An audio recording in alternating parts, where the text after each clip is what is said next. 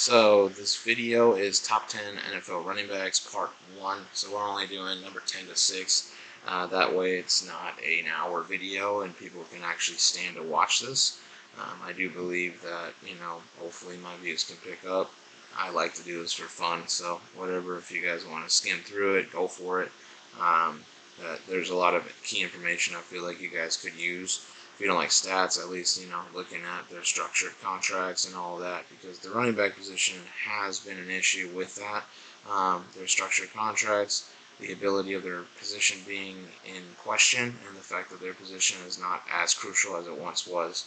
So overall, there's some impactful players that got restructured contracts or some franchise tags or free agency, and they're top 10. So we'll see how it goes to the future of the NFL, but I think they're still needed, and I still think it is a very, very impactful position. So let's get it started. Number 10, we got Joe Mixon. He's 27 years old, 6 years in the league. So his contract got restructured. There was a point where he was making $10 million a year, got subtracted to $5 million. That's the impact that I feel like within a year of running back contracts. That's kind of made it very vital in the league, and has definitely seen running backs kind of take to social media and tell them how unfair it is, and there's a question about their positioning, but I still feel like their impact is undervalued. I still feel like people need running backs. They need the run game. There's always a run game, man. There's always a third down to be made, and maybe the impact might decrease, but they still need running backs in the league. So overall, they restructured the contract, 2 years, $11.5 million. His potential out of it, 2024, 1 year, $5.75 million with 2.75 dead cap. So we'll see what happens. I think Cincinnati would like to keep him, but we'll see. There's a lot of running backs that many teams don't seem to really care much about, and they're top 10.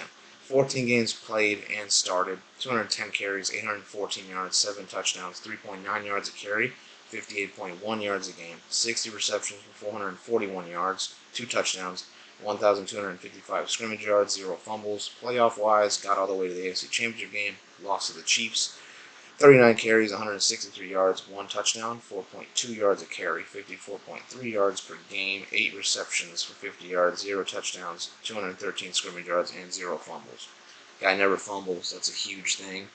The guy also can go roll out and become a receiving back, and he is just a fast running back. He's a powerful, but also he's more of a bounce to the outside and I'm going to get you kind of guy. So overall, as you can see in the clip, he has the Carolina game where he went off and went 5 or 6 touchdowns, something like that. Crazy number. But this guy is valuable to this team, and I think Joe Burrow knows it. I think Joe Burrow knows that it takes pressure off of him from his throwing and passing game. Give it to Joe Mixon. He can bounce to the outside, make a couple of quick tacklers, kind of fake him out, and then he can go for 20, 30, 40 yards. So overall, I think Joe Mixon is valuable. He should be number 10. His numbers don't speak much about it, but he's a very impactful player. Okay, number 9, Aaron Jones, Green Bay Packers running back. What can I say about Aaron Jones? He loves to go downhill. He loves to be powerful and pretty much, destroy linebackers, destroy defenses. Great at rolling out, becoming a receiving back. It's kind of a norm to become a receiving back, to be a hybrid, especially in the current league right now. Aaron Jones' impact, I think, is going to be increased because of Aaron Rodgers' departure. Jordan Love will definitely have a very big role, but I think that Aaron Jones will have an even bigger role, and he'll be that captain of that offense.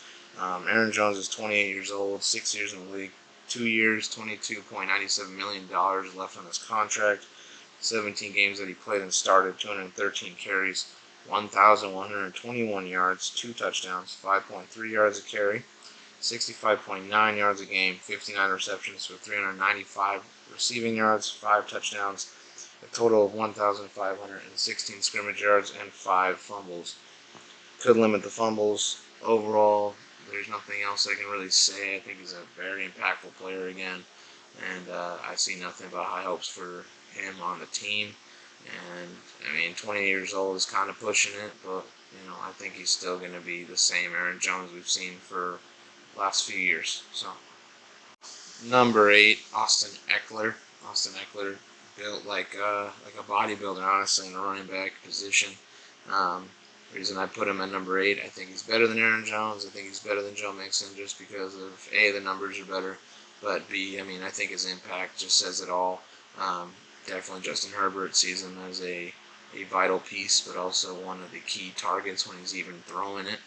And I mean, he is pretty much Charger Christian McCaffrey in a way. So definitely see him as a threat all the time. You got to know where he's at all times, and I think he's known for that. You know, he's known for a dual threat running back, and I think he's one of the OGs of it, of making it popular with Christian McCaffrey, of course.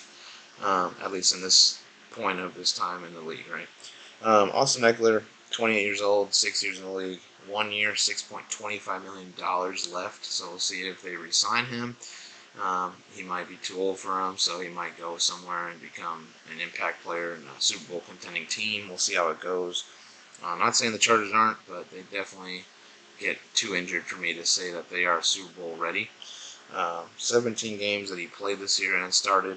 He had 204 carries for 915 rushing yards, 13 rushing touchdowns, 4.5 yards a carry, 53 yards a game, 107 receptions, 722 receiving yards, 5 touchdowns with 1,637 scrimmage yards and 5 fumbles. In the playoffs, the one game that unfortunately they choked on with the Jaguars, he had 13 carries, 35 yards, 2 touchdowns, 2.7 yards a carry, 35 yards a game, 2 receptions for 8 yards, 43 scrimmage yards, 0 fumbles, and he was 9th in Offensive Player of the Year voting. So, again, very well deserved. I think he's one of the best running backs in the league. I mean, he's up there. You know, I just feel like there are multiple other ones that are, you know, they've played at a high level for so long, they got to be a little higher than him. But I mean, he's a threat anytime you want, and you want an Austin Ekeler on your team, especially fantasy. At number 7, we got Dalvin Cook. This is a very interesting running back. I mean, he's up here above the other 3 and above the honorable mentions just because of just a powerful running back. Great numbers. I mean, really brought something to the Vikings offense, and they let him go. And that's kind of, well, it's shocking to me as to why they did let him go. I believe he's still got more left in the tank. I still believe he can be impactful for another team. And a few teams that I feel like are interested are the Pats, and the Pats could definitely use him. Dolphins, they already have a really stacked team. Why not add to that and have an actual legit starting running back? Jets, I mean, they have Breece Hall, but you know he's injured. What's going to happen with him after that injury? So we might as well give him a shot. Dalvin Cook, Broncos possibly with the Javonte injury, and a lot of other teams, but I do believe those are the contending guys. Dalvin Cook, 27 years, 6 years in the league, 17 games played and started, 264 carries, 1,173 rushing yards, 8 touchdowns, 4.4 yards a carry, 69 yards a game, 39 receptions, 295 receiving yards, 2 touchdowns, 1,468 scrimmage yards, and 4 fumbles in the playoffs. 1 game, lost to the Giants, 15 carries, 60 yards, 4 yards a carry, 6 receptions for 10 yards, 70 scrimmage yards, 0 fumbles, and was a Pro Bowler. Again, great guy. We'll see who signs him. He should be signed soon. Season's coming up, so someone better come up with something over there with some kind of money, because I think whoever signs him, it's a big impact player, and I think this is possibly the last piece to a Super Bowl contending team. For example, the Bills. So overall, we'll see how it goes, and I hope to see him on the field, definitely with a new team and doing what he's been doing since he's entered the league. Number 6, we got Jonathan Taylor. I put Jonathan Taylor number 6 because he was the top fantasy player getting drafted last year. He had a down year, but he only did play in 11 games, and he still ran for almost 1,000 yards. So you got to give it to him.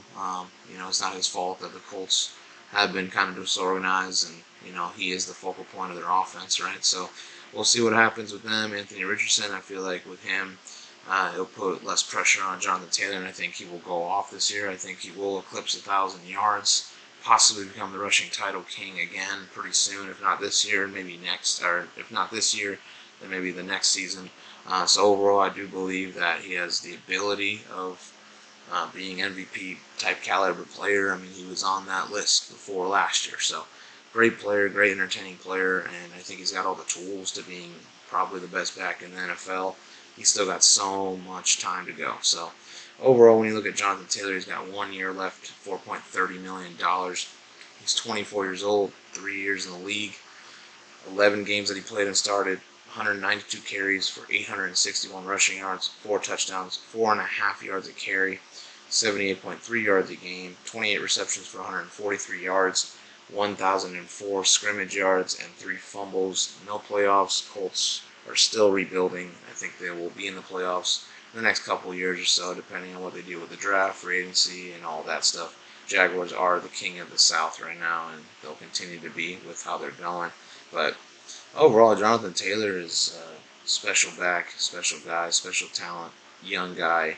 Has some years to him that he still can be even better. Hasn't hit his prime yet, so I do believe Jonathan Taylor being a number 6 is a proper rating for him, and it's up to him to see what he wants to do. I mean, there's 5 other running backs out there that have established themselves as kings, and I know he has the ability of establishing himself as a king of the NFL for that position.